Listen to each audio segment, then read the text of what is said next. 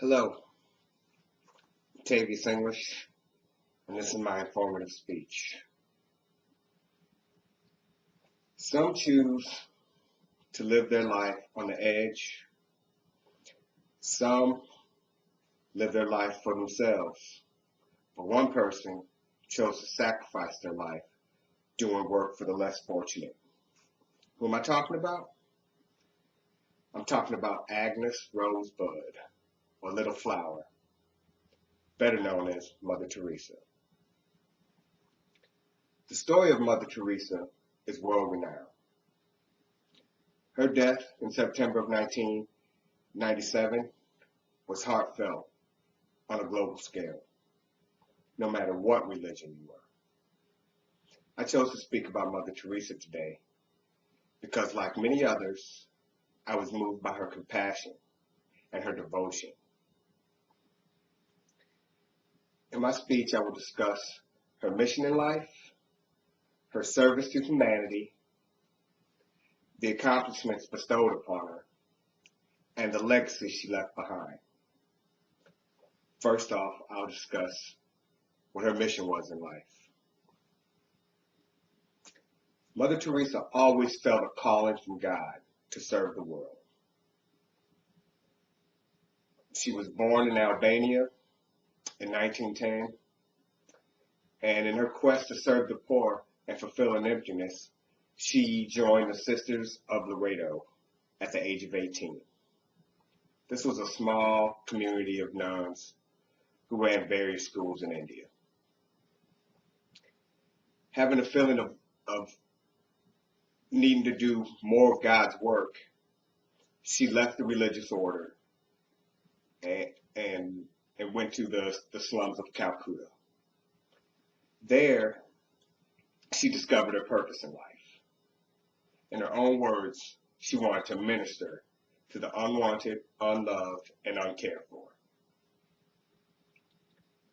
With a small assembly of nuns, she ran a makeshift treatment center for the sick and the poor, where the dying could come and live out their last moments of life. She led this group, they were called the Missionaries of Charity, to live out a simple life, and their purpose was to devote themselves to the unfortunate. She and her sisters lived a life without any need for any worldly possessions. She didn't care about what clothes she had or what items that she possessed. Mother Teresa didn't seek recognition for prosperity. She sought only to comfort the dying, the abandoned, and those who were outcasted. When she was rewarded for her good deeds, she often would auction off the gifts to support her cause. Her only ambition was responding to the human need hour by hour, day by day. Now, she wanted to make sure they had food, that they were properly cared for, and they had medicine if they were sick. In fulfilling her mission, Mother Teresa became known all over the world as a living saint because of her abundantly good works. She established homes for the dying and orphanages for abandoned children. She even built a leper colony where she could aid the frail and the sick. She even went to war-torn countries like Beirut and stopped the siege so she could get the handicapped people and handicapped orphans to a nearby hospital. Every place God took her, she was a savior when people were in desperate need. Although she was a small woman, she was strong-willed, resolute, and determined, and totally fearless because God was on her side. In 1979, she was awarded the Nobel Peace Prize. She didn't go to the banquet and ask that the money that she received, it was $192,000, to be donated to the poor. She even said during her acceptance speech, or someone asked her, "What can you do to promote world peace?" She answered, "Go home and love your family."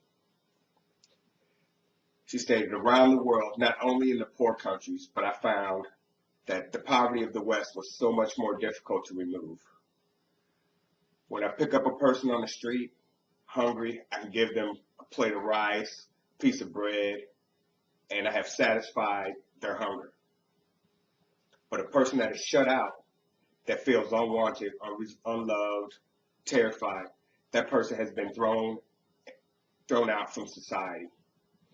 That poverty is anguishing, and it's very difficult for her to handle. She also stated that she thought abortion was the greatest destroyer of world peace. Mother Teresa received many accolades. Her fame can be due to large part from a documentary in 1969 called Something Beautiful for God, which was filmed by Malcolm Muggeridge. But she was also appointed an honorary companion for the Order of Australia in 1982, and in 1985 she was awarded the Presidential Medal of Freedom. But 5 years later, her health started failing her, but a compassionate nail and will never faltered. She was reelected by her sisters to head the Missionaries of Charity, even after suffering 2 heart attacks.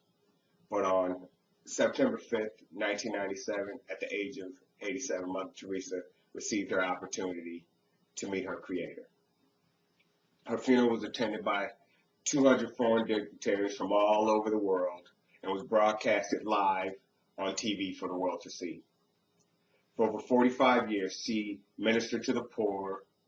She ministered to the sick, orphaned, and dying while guiding the missionaries' expansion. She went through India and then many other countries. Her beatification by Pope John Paul II on 19 October 2003, following her death, gave her the title Blessed Teresa of Calcutta. She needs to be recognized as performing one or more miracles in order to achieve canonization or sainthood. Although no longer able to carry out her work, Mother Teresa left behind a vision, a bright light that continues to inspire compassion for the poor and needy. In that light, AIDS victims feel love and otherwise from difference in society. In that light, battered women are given a place to feel safe from the horrors of their lives. She stated, right here in the U.S., I'm sure you know better than I do, there are many poor people that need love and compassion, that need your hands to serve them, that need your hearts to love them. Since her death, Mother Teresa's compassion for the needy has continued to flow into the hearts of others who have decided to be a part of her mission. The original charity begun in 1950 with only a few, and now the numbers have soared to over 4,500 and it's spread out in 133 countries around the world. The last of the Pilgrim mission was stated well by biographer Anne Siegel, who wrote, shortly before Mother Teresa's death, that she is so transparently someone who eschews the values of our age, where success in life is measured by the number of trappings acquired. In doing so, she offers us hope that spirituality, not materialism, will triumph. Hope that there is a higher standard we can aspire to, and hope that maybe one day all the children of the world will be fed and there will be no hunger. But in summation, Mother Teresa fulfilled her life goals. She set out to make a distinct mark in the world and accomplish it. Her dedication to the sick, the hungry, the forgotten, no matter which race, creed, or color, will never be forgotten. Mother Teresa once said herself, by blood and origin, I'm Albanian. By citizenship, I'm Indian. I am a Catholic nun. As to my calling, I belong to the world. As to my heart, I belong entirely to the heart of Jesus.